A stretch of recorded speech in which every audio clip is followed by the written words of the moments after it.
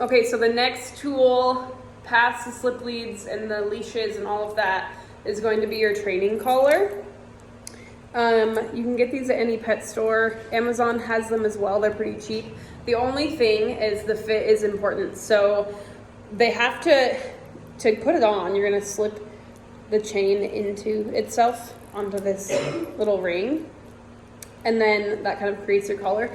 You have to put it over their head. So it has to fit over their ears.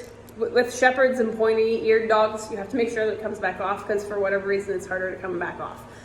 But you don't want it to be so big that when you engage it on their neck, you have like 10 inches of leeway because you're not gonna have any control with that because it's gonna slide down super far on their neck and it's just not gonna work. So when you're engaging, you don't want to have more than like 4 inches.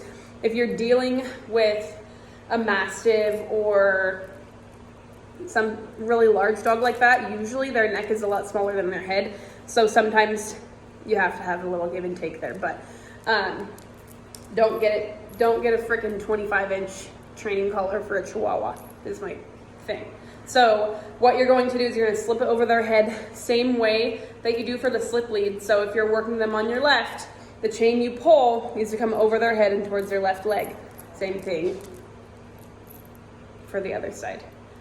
Same thing. If it's on backwards, you can't release pressure.